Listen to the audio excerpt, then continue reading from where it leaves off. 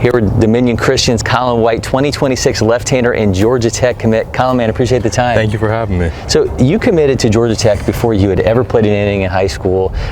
What was it that you wanted to do to get the decision out of the way? Like, why was that important to you? And then why ultimately was it Georgia Tech? I just feel like it was kind of, I don't know, committing was kind of just like one of the goals I had, and I really love Coach D. Hall and just everything that they've done for me so far.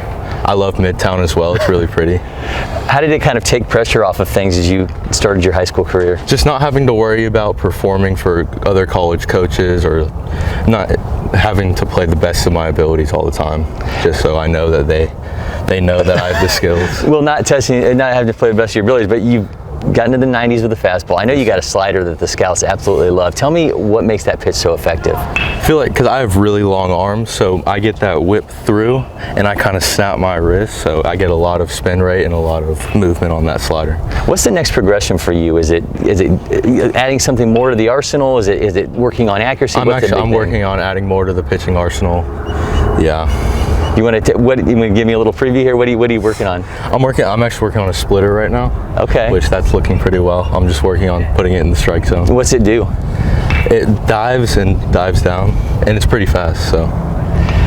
Talk about influences here. Is there anybody in particular that you've kind of modeled things after? Anybody that you've has really made an impact on you? Chris Sale. That's been my idol. That's been my favorite. That's kind of where I work my pitching around. Tell me about Sale, in particular. What is it that what gravitates you towards him?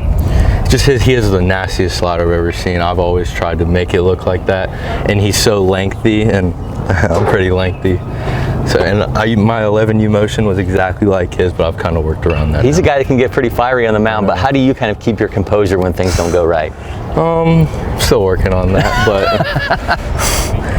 I just have to get used to the umps aren't always going to make good calls, and I just have to kind of accept that. All right, I love that you already kind of gave me a preview here, so I'm going to get you a ball and have you take us through your grip. Sound good? Yes, sir. So for my slider, what I've seen a lot is when people are gripping their slider, they grip it with when the U is like that. So what I do, I flip it to where the U is facing up, and I put a lot of pressure on this middle finger, and when you come through, you got to snap it down. And then this is my four-seam fastball. It's just like that. I keep my thumb, because I have really long fingers, I keep my thumb kind of pinched up like that on this seam, and I put the ball all the way back so I can get that max spin rate right there.